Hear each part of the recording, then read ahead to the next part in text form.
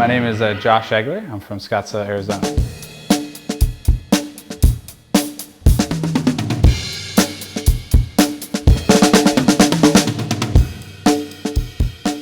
So from Scottsdale, Arizona, I have a younger brother named Zach. He's 2 years younger than me. My mom and dad's names are Julie and Joe. Scottsdale was awesome. It was a great place to grow up. I really enjoyed being outside all the time. I was a kid who could just never keep in the house. My brother and I loved playing sports together. And it was just a good time to be there and to just be enjoying life with each other. And we have a really tight-knit family, very close with each other, always kind of sharing and spending family time together. That was really important to us growing up.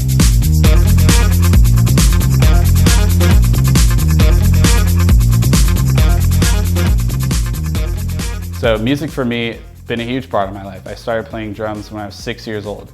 So little teeny tiny, could barely even sit on the seat. I remember my legs would just kind of dangle. I had a fantastic drum teacher. Started me off just on snare drum and worked my way up to the drum set. And from there, it just really took off.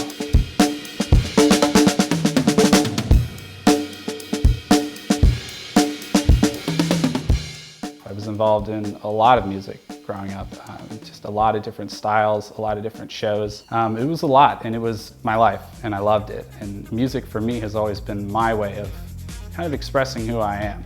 It's been my way to sit down and communicate. I'm a pretty outgoing guy, but you can really get to know me through my musical background and just how I express myself artistically.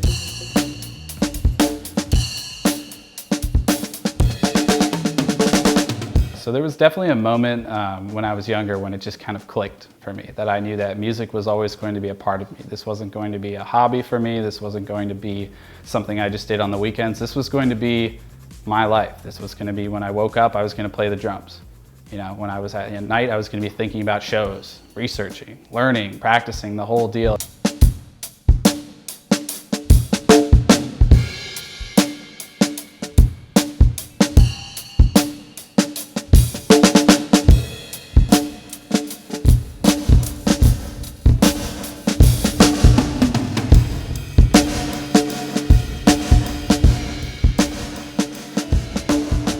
I was actually raised in a Jewish home. My mom was passed down the religion from my grandmother, who was very religious, very strong, practicing Jewish woman. Interestingly enough, my dad converted from Christianity to Judaism when they got married, my mom and my dad. But that was very important to us growing up. We definitely spent a lot of time in the temple. I was bar mitzvahed myself, did the whole thing, Sunday school and all. And really enjoyed it. It was a part of my faith. It was a part of my identity growing up. So for me, I would say the transition, the change, really, the kind of crossroads where I felt, what does this look like? What does this all mean for my faith? So I've been going to Catholic high school for 3 years. That meant Mass once a month. That meant praying before each class. That meant theology class every single day. So I was learning about Jesus, I was learning about the gospel, and I was getting a full immersion into what that looked like. And after 3 years, it still was kind of foreign to me. And I remember my junior year, my grandmother passed away, who was very close to me. In that moment, I started to question who this God could be that I would go worship in Judaism. And it was so hard for me to grasp, because I said, if our God's so great, why did he take my grandmother away? Why did she die so suddenly? How could this be happening to me? And I remember just questioning, just being like, what does this all mean? And I went through a brief period of questioning. Actually, it wasn't brief, it was a long time. And in my junior year, I decided that, I've been learning about Jesus, I've been learning about, Judaism. What do I believe? What does my faith look like? How do I make sense of all of this?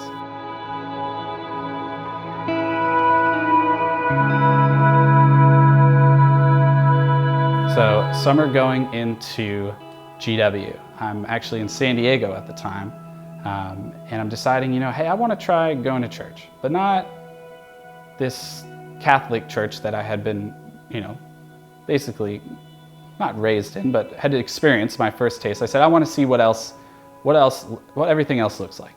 Whether that's Methodist or Lutheran or Baptist, what does it look like? And I landed, as a lot of young people did in San Diego, at a church called the Rock Church. It was a contemporary service. They had loud music. They had a really enthusiastic pastor He was actually an ex-football player for the San Diego Chargers. His name's Miles McPherson. I ended up going there, just repeatedly going back and just listening and just hearing about who this Jesus was. And the same thing was kind of happening at that time, where I would sit there, I would hear the music, I would pretty much agree, from a moral standpoint on what the pastor was saying, but it didn't feel like anything was clicking. I was still questioning. I was still, okay, well, I've grown up my whole life learning a different way. And it's not that that's the wrong way or this is the right way, but I don't know how to make sense of it. How can you have two different faiths believing in the same God with two different stories? So for me, the concept of contemporary Christian rock I had no idea that anything like that had existed. I mean, you go back to high school, like I said, my first time being in a church was a Catholic church service, and it was beautiful. I mean, the organ and the piano and the choir, it was wonderful, loved it. But just to hear that drummer get up there and just beat the skins off the drums. I mean, he was good. It was the real deal. They were a very, very talented group of musicians.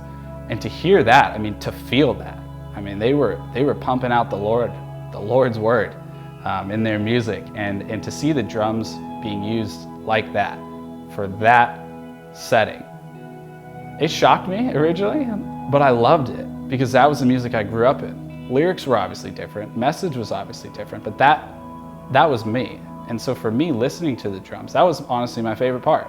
Going to church every Sunday, there was obviously increased knowledge about who Jesus was. Every time I went back, I learned a little bit more. Who was Jesus? What did he do? What did he say? Who did he interact with? And for me, that was very interesting. I've always been someone who's kind of a history buff, like hence the political science major, but there was not really a relationship there. It wasn't me connecting. It was more just me kind of ingesting information and just learning. And that's how it was for a couple months, I would say. I would continue to go back. And then one Sunday, that all changed pretty quickly. I remember pulling up into the parking lot with my girlfriend Anna at the time, and it was just different. I mean, you pull into this parking lot, usually I'd walk in, I'd get to my seat, sit there very politely, listen to the music, listen to the sermon, go home. But from the moment I got out of the car, and Anna will tell you this, I just had a smile on my face.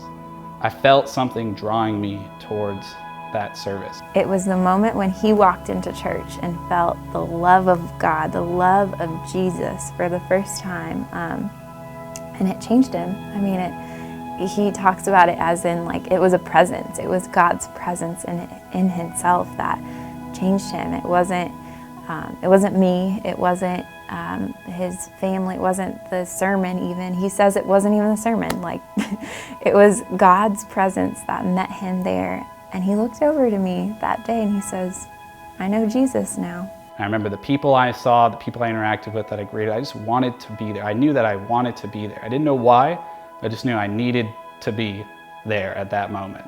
And a lot of people have asked me, they said, well, what was the sermon like? What was the word that was spoken that just made everything different? And I honestly don't know.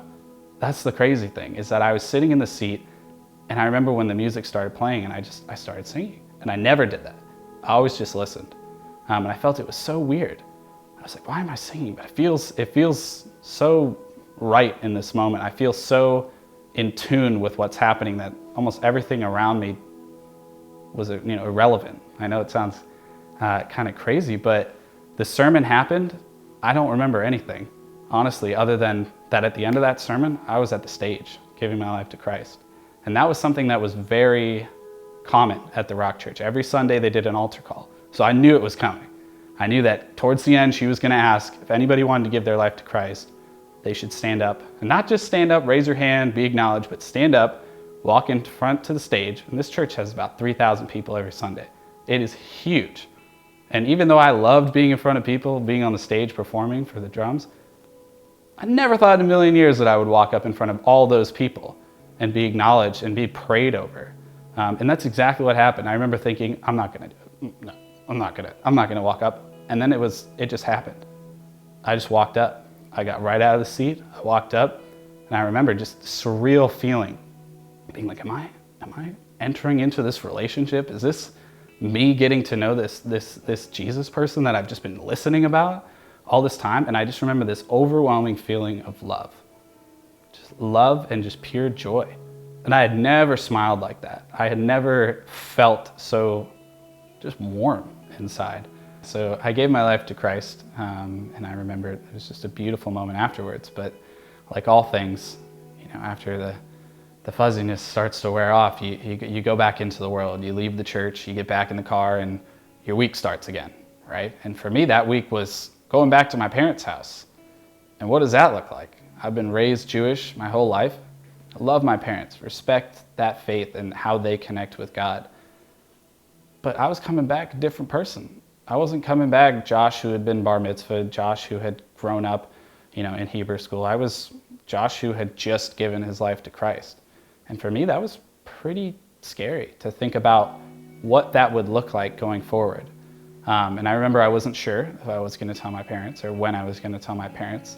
But it was something I knew that it wasn't going to be something I was hiding. This was something I was so proud of, something I felt so good about. I remember I told my parents briefly after that, hey, I just went to this church service. I know you guys know that I've been going and kind of experimenting with what that looks like, but this is what I want. This is who I want to be. And I remember thinking, man, I hope this goes over well. I don't know how they're going to react. And the beautiful part about that, and the thing that I love, is that it was just welcomed with open arms. My parents are so supportive of it. They're actually coming to church sometimes with me. They're listening to me play. They talk about it. And that for me is really important. And I remember that I just had a huge sigh of relief that, okay, that's a big bridge we had to cross, but we crossed it. And everything was fine. Josh met Jesus, and his priorities went from being about himself to entirely for the Lord and for others. So going through college, it's getting towards the end of my senior year. I had just gotten done with a local mission trip to Anacostia. I'm charged up, I'm passionate about Jesus, thinking I'm going to be in DC, thinking that this is where I'm going to be at. And then God called me to Charlotte, and I went.